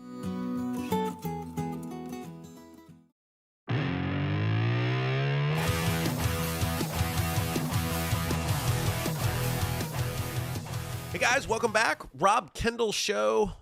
Boy, we're going to close it with a long one today. You're going to get your money's worth. The $0 you're paying to be here. You're going to get every dollar worth. Want to thank, first of all, before we do that, somebody who has really helped us. This guy has been a huge supporter and helping us get off the ground, and I couldn't have done it without him. Our friend Chris Spangle. Chris Spangle has helped us with our little makeshift studio that we've got here until we get our permanent studio built out. He's been very helpful in terms of providing advice on technology, and this is what he does for a job. And so we can't thank him enough for all the time that he has given to us to help us get this off the ground. He's a firm believer in what we're doing and the good government we're trying to talk about and the local government we're trying to talk about. The website, because he does this, he'll help you get a podcast together. He'll help you get your podcast off the ground. Leadersandlegends.net. Leadersandlegends.net. Chris is awesome. He's been Bob and Tom, IBJ. He's been all over the place. And Chris has been just a huge help helping us get off the ground. He did the We Are Libertarians stuff, still does that for years and years and years. So we want to thank him, Chris Spangle, for helping us get this thing started. Also want to thank producer Jason, doing an outstanding job. Jason is the calmest person in the world. Hopefully we'll be able to get him on camera. And Jason will back me up on this. You can't hear him right now, but he'll back me up on this. I've calmed down a lot over the years. I mean, I've really, really calmed down. I used to not handle adversity well. And today we're, whatever. You guys saw this, right, in real time. We're like 10 minutes before we're supposed to go on the air. We start the stream. Hey, everything's up. It's going great. Poof. And Jason's just very calm. And Jason knows how to handle me. He knows, how to say things to me. And I can always tell. I can see, we've been friends a long time. And I'm looking at him like, something is wrong. Something is very wrong. And Jason just doesn't even want to look up at me. He's just like, something's not right. But he's just very calm about it. Because he knows you can't agitate me. You guys know, for the years and years of the radio show, I'm very easy to work with, except for I need my stuff to work and I need it to be in the same spot. We talked about this for years, right? It's the OCD. It's not my fault. I was born with a horrible affliction, which is obsessive compulsive disorder. And so my deal is, if things are out of place, things can be out of place if I put them out of place. But if I need something to be somewhere or find it and I can't, that's a big deal. And I just need the stuff to work the way it's supposed to work. But Jason very calmly did something. I don't know what it was. Got it back up. And he's so good. He even got the timer to match up perfectly to where it started the little countdown clock. So God bless him for having to deal with me. But he's great. And you guys are awesome. You guys have been so good to us the past, really, month and a half, but especially the past week as we've launched this thing. We've got it off the ground. We're all in this together. We're going to grow it together. It's going to expand together. The local stuff, we're going to do local unlike anybody else. We got 2.2 thousand. That's the way it says on YouTube. I don't really like that. 2,200 views as of the start of this morning on our program yesterday. I think we can beat that today. We want to grow it a little bit every day. Let's go for 2,300 views in the next 24 hours. We can do that. We're at 1.2. See, YouTube does it again. 1,200 subscribers. We need to be to 1,400 subscribers by this time tomorrow. And I'm going to put you guys in charge of that because I think you can do that. And we're all in it together. We're all doing it together. Look, eventually this thing grows. We're going to go out and do live events. We're going to go out and you guys come hang out with us.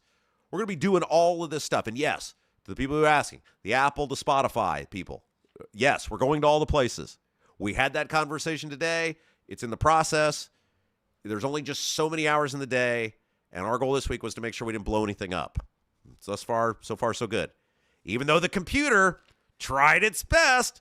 I'm looking at Jason before the show going, we spent how much on this computer? And it stopped working? What? Huh?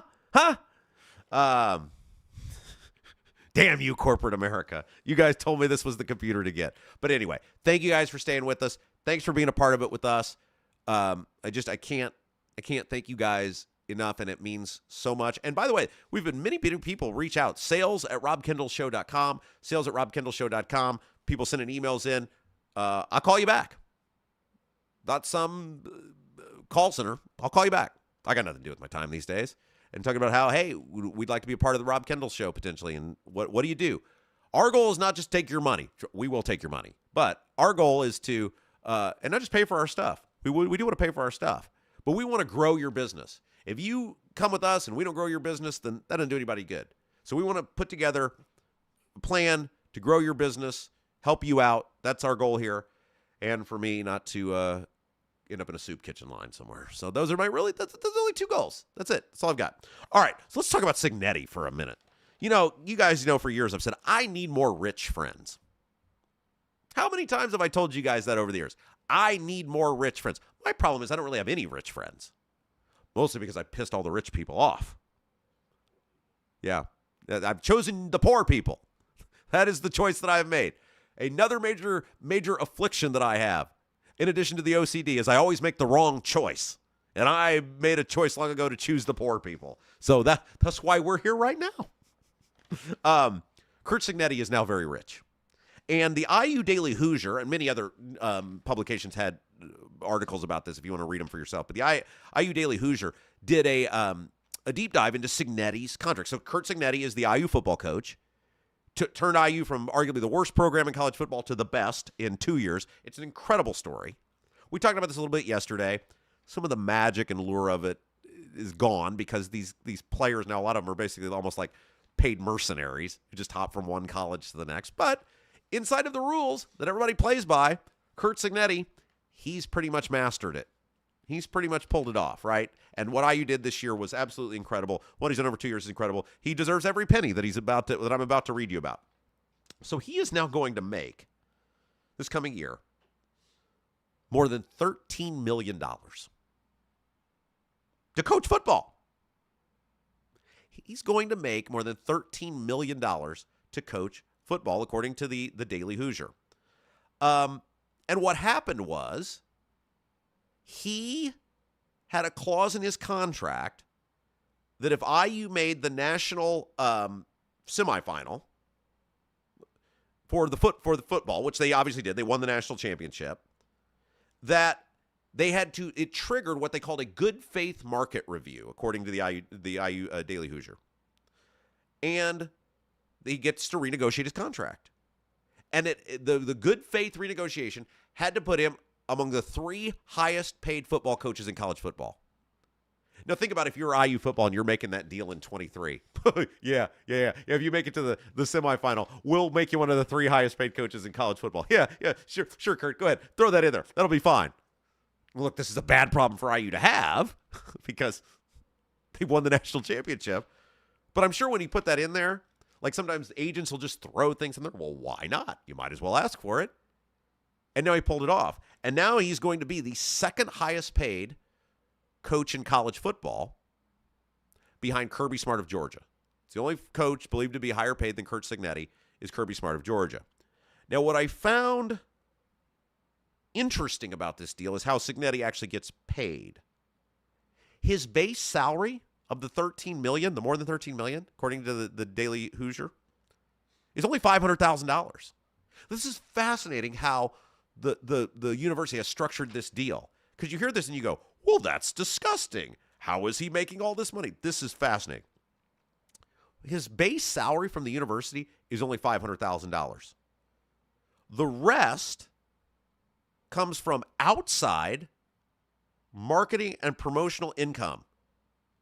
So they've basically set him up to where the people who, it's almost like his own NIL, where the people who back the university, they're paying the tab.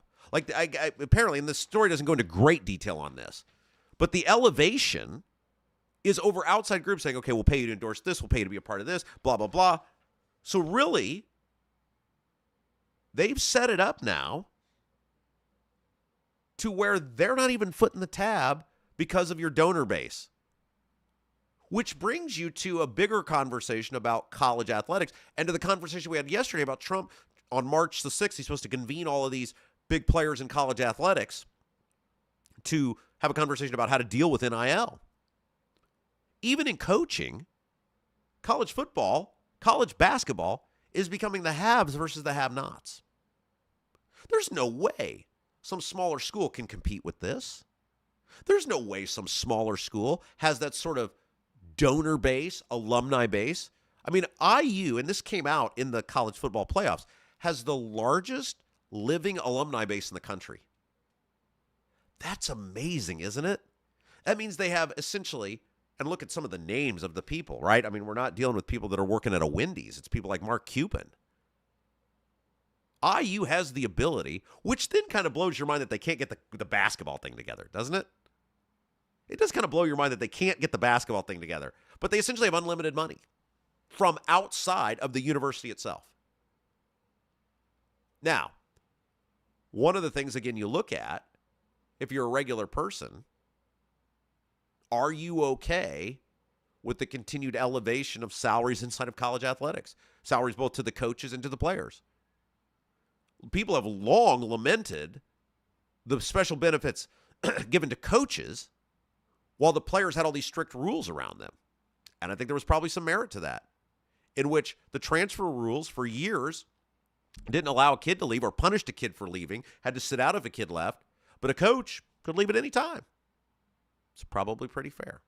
But Curt Cignetti earned every penny of it. He's super, super rich. I wish he was my friend. If anyone knows, if any of you guys know how to get a hold of Curt Cignetti, let him know. He's totally welcome on this podcast. He'll be floored with how beautiful our studio is. And we could help him a lot when it comes to spending that $13+ million. All right. Let's talk about Todd Young for a second, shall we? Give me credit. We made it to the second show before we're about to rip on Todd Young. We made it to our second show before we're about to rip on Todd Young.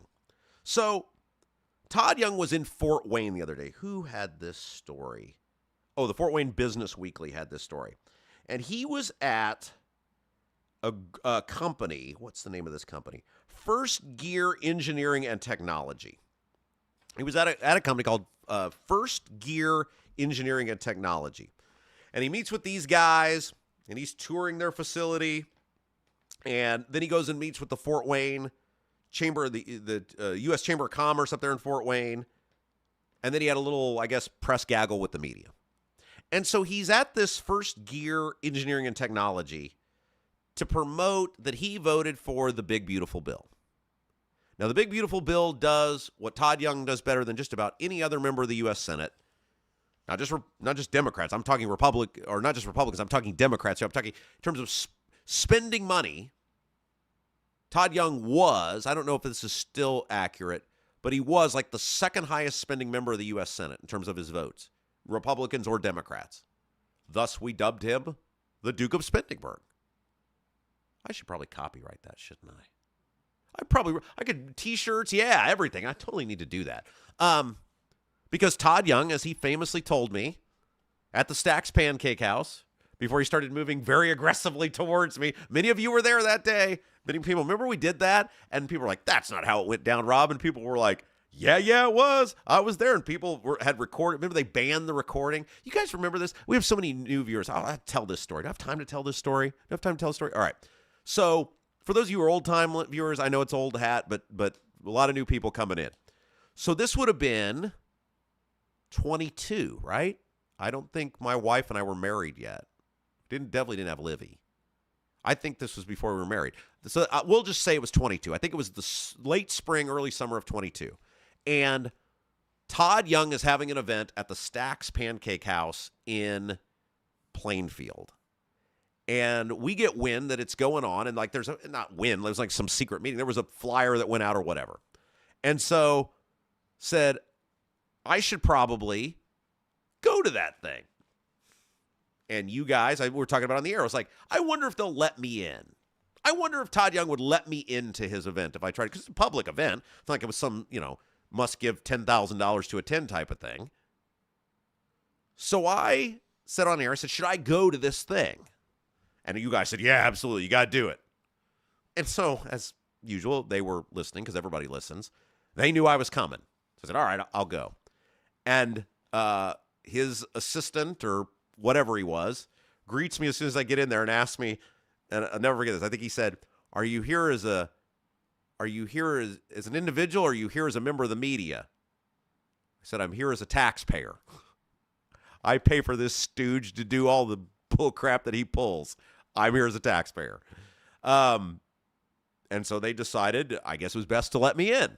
Now, I knew most of the people there. It's the political people, not like insider people, like just the normal people who are involved in the politics and pay attention. And so I'm there and decided, well, I'm going to record this, right? I want to have a recording. This is a U.S. senator, by the way, at a public meeting. I want to record what he has to say because I want to ask him about, at the time, I think Young had voted like to add 11 trillion or something. I think it was a number that stands out at the time to the debt. And I'm going to ask him about that. And so I pull my phone out and get ready to go. And the assistant guy comes up and goes, no. So what do you mean? No recording. So what do you mean no recording? This is a public event. He's a U.S. senator. He works for us. No recording. And my wife is like, well, they could kick you out, which is what they probably want to do. You want to give them the win? No, I'm not going to give them the win. There's witnesses. Whatever goes down, goes down. So Young shows up, and he's got this very burly, muscular Hendricks County Sheriff's deputy behind him. And I'm like, well, I thought Young was a Second Amendment guy. I thought he was a Marine. Why does he need the sheriff's deputy there behind him? But whatever. So he goes through his spiel, and he's, there's probably, I don't know, 50, 60 people maybe in this room. I don't know what the exact number was. A lot of people there. And I'm in a booth, right? Like, it's a restaurant. So I'm in a booth. As I recall, my wife is on the outside. I'm on the inside. And Young's going through his spiel. He's going through his presentation. He's peddling his BS as he normally does. And then he starts taking questions. And he's taking all these people's questions. And I'm like, there's no way he's gonna let me ask a question. To his credit, he did. And I asked him. I think they knew the nickname. They're regular listeners. I asked him about the spending. And in front of a room full of people, he starts kind of getting into it with me. And he says, basically, he's never stopping the spending, especially on entitlements. He's never stopping. And there were numerous people. He starts moving like aggressively towards me down this aisleway. Like there's, tables on both sides where the people are sitting. And then he's got the aisleway. And he starts moving towards me. And I'm like, what the hell is going on here? Is he going to try to fight me? Like, what are we doing here? I'm just asking you about all the money you're spending. You work for me, clown. What is going on here? And I was like, is he trying to goad me into getting into it? I was like, ain't no way. I'm sitting in the back, right? And ain't no way I'm going to let that sheriff's deputy pull a taser or something. No way. So that is the Stacks Pancake House story. That story has, by the way, been confirmed by numerous people who were there that day. We read the emails, etc. The people were there like, yeah, that's totally how it went. Somebody actually recorded it. Did we play that? Somebody was somehow able to record that. So if you ever have a doubt about this, oh, Rob's exaggerating. Rob's just making it up. We've had numerous people say, no, that's exactly how it went down who were there that day. Anyway, back to Todd Young and spending money. It was, $11 trillion then? He's got to be closing in on 16, 17 trillion that he's added to the debt now because they just added 5 trillion in the big, beautiful bill. So he's got to be well up, maybe 20 trillion. I don't know.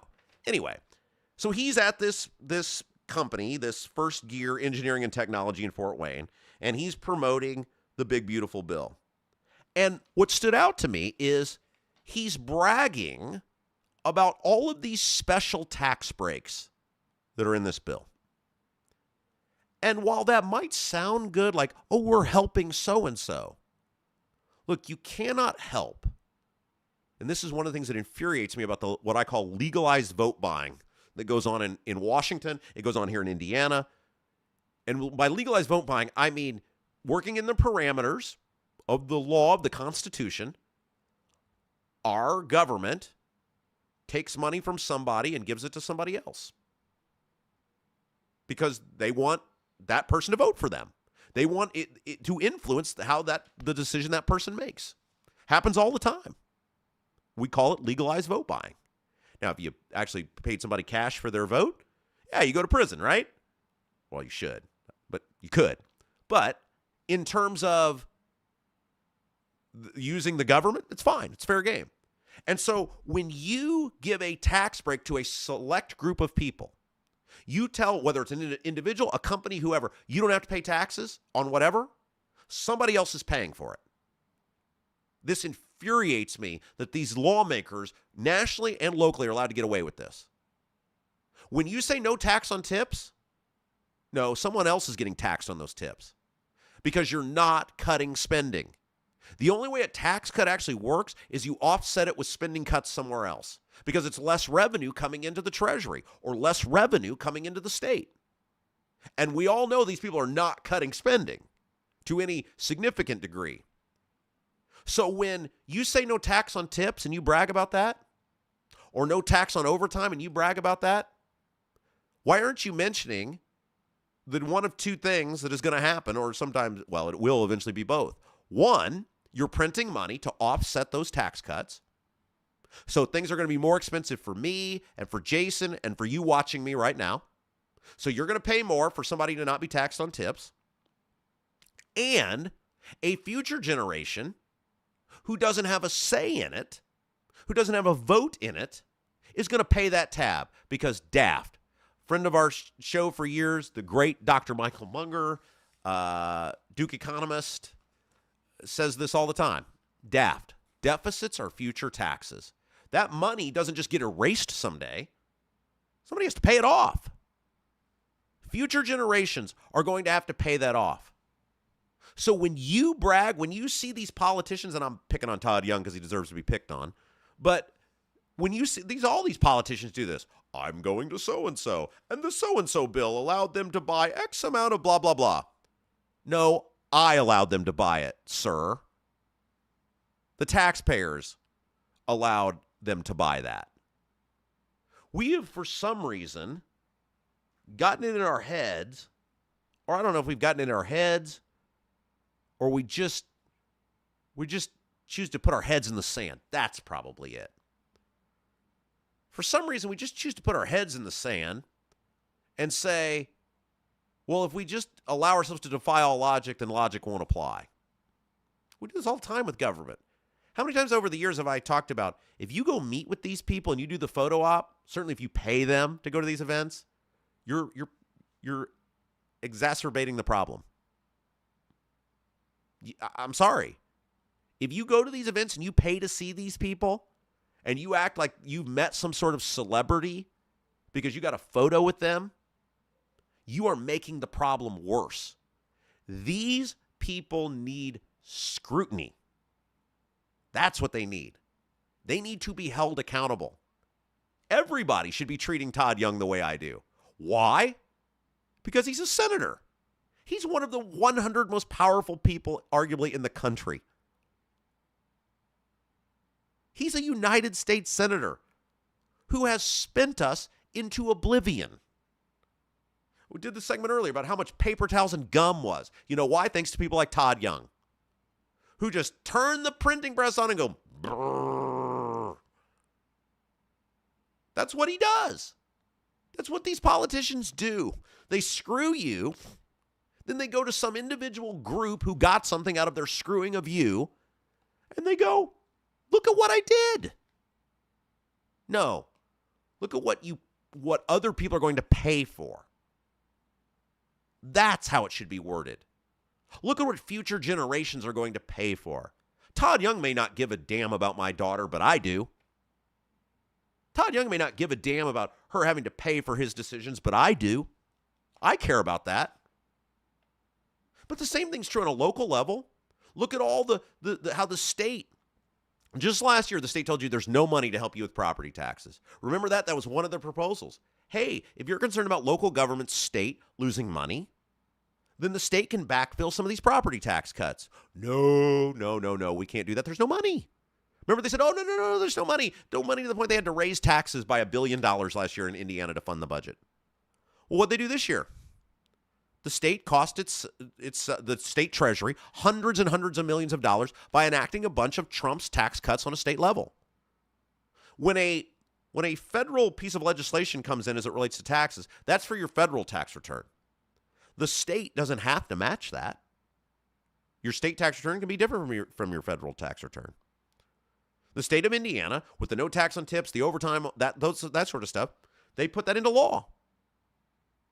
They had every opportunity last year to take those hundreds of millions of dollars they're now willing to lose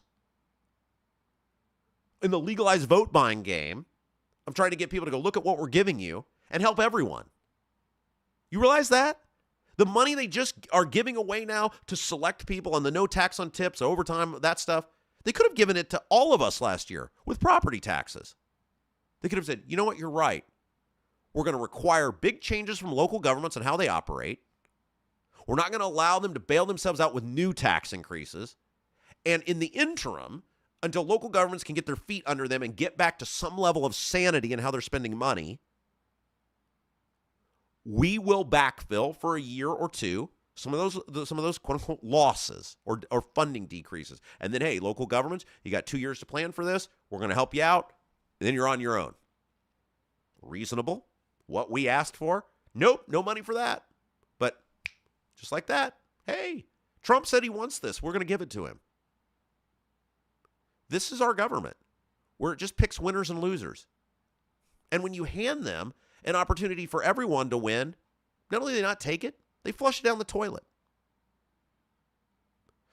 Government is in the game of rewarding people who help them. That's what it's all about.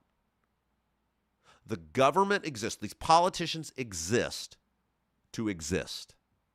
They exist to stay in power. They exist for that power to grow. And so, in the case of Todd Young going to this company and bragging about all the things that they're able to do because of the big, beautiful bill, my response to that would be, what about my kid when she has to pay that tab? Todd Young, you can come visit her and tell her what a great deal that was for her? What about me when I go to the grocery store and everything costs more for me now because of the $5 trillion you added to that deal? Do I get some free product from that company you went and visited? Because I'm paying for it. There's nothing noble about taking money from somebody and giving it to someone else. Government's not a charity. It's not philanthropic. It's the mafia. It shakes you down. It takes your money by force. It's like the Black Hand in The Godfather. That's who they are. The government is the Black Hand in The Godfather. They want you to think they've done something noble for you when all they've done is steal from somebody else, either the people now or future generations. So when I see guys like Todd Young go on these little tours of these places and, oh, look at what we did. Look at how we helped you. No, all you've done, Todd Young, is you've screwed people over. You've spun us into oblivion. There's nothing noble about you. There's nothing great about you. And I'm so happy. This is one of the things I love about having this platform again now. Because I know all these politicians, many of them, they were doing victory laps. I was hearing about it from people. Like these politicians still can't fathom. After all these years of me getting information, being first, being right, I have people all over the place. When you guys talk to people, there's a big chance they're my fan. They repeat the stuff you say. Now, they'll never say it to your face because they want something. Maybe it's to hang on to their job. Maybe it's some government contract. But when you talk, if you're talking in a room, unless it's to your best friend, they're probably talking back to me. I know what you guys say. I know the victory lap that so many of you took about a month and a half ago. Thinking, it's all over for him. Really? You guys never heard of this thing called the internet? You guys, see, this is the thing about the politicians, because they don't have bonds with people. They're all transactional. Everything a politician does, they don't understand connection because they don't have it. Because every relationship they're in is transactional. What can you do for me? And what can I do for you in return? There's no ideological connection. There's nothing that holds them to anything other than power and money. So they can't possibly fathom, well, we cut him off. No. You'd be on a 32-bit shoutcast stream, people would find me. There's an old internet reference for you long-timers. How about that? Yeah. So there's some people right now going, that's hilarious. Some of you are like, what the hell is he talking about? But some of you OGs, when it comes to streaming on the internet, you get that reference. The point in all this is what we're doing here in your response, they never saw this coming. Because they don't get the bond. They don't get the connection. And I think it'll take time to grow. We're going to be better than ever out of what we're doing here. This is the perfect way for us to be able to communicate every single day. And they don't get it. They don't understand. They don't understand what it's about, what we're doing here together. They don't understand why you watch. They don't understand why you are drawn to what we do. Because you and me, we're the same. I've heard that from so many people over the years. Like, you say the things I think, and I just wish I could say them. That's what I do. Everybody has their own talents. They have their own thing that make them unique. They have their own thing that make them special. And it's taken me a long time to figure out what mine is, right? I've gone all over the place. Different jobs, different careers, different things. This is going to be my thing. This is my thing. I don't care. And I say the things that other people think, and I'm willing to take ramifications for saying the things that other people think and they can't say. That's my talent. That's it. That's what I do. I do it different and better than anybody else. Every person has their own talent. We talked a lot in those Facebook and Twitter videos about the thumbprint, right? The thing that makes you unique. You all have that. You all have talents that I don't.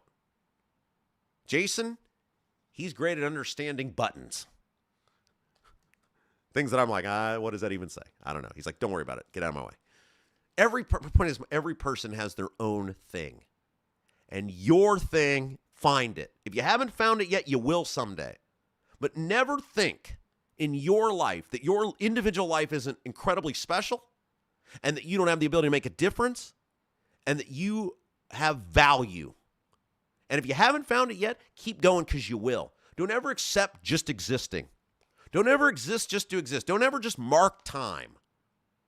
No matter how old you are, what stage of life you're in, you have the ability to make a difference. You have the ability to have a voice. You have the ability to enact change. You have the ability to leave a legacy.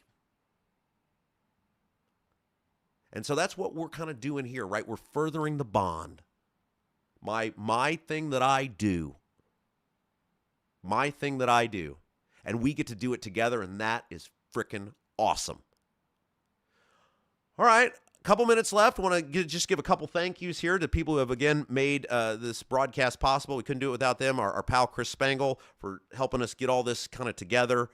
He has been a huge supporter for a long time. Chris gets a lot of crap for some of his views on stuff and some of the things that he says, but he's a great guy, and I've known Chris for a long time, and he's been very, very helpful. And I told him yesterday, I said, is it all right if I thank you? I don't want to ruin your reputation with some of the people you run around. He said, no, it's fine. He's been great. Producer Jason, obviously, outstanding. And most importantly to you guys, another day, another show. This thing is going to grow, but it's only going to grow if you help us grow. It's all on you. I mean, it's on me, right? But it's on you to decide how you want this thing to take off. How big a voice do you want to have? Because eventually we're going to start digging into topics. We're going to start doing some of this investigative reporting stuff that we were doing at the old gig. We're going to grow, but we need you to help us do that. We need you to help us get the word out. And again, the number one thing for now is to subscribe to the channel. Get your friends to subscribe to the channel. Even if they're like, I'm only able to listen once a week. Great, subscribe to the channel. Still helps us out. We can't do it without you guys. Without you, there is no us. That's what's special about this thing.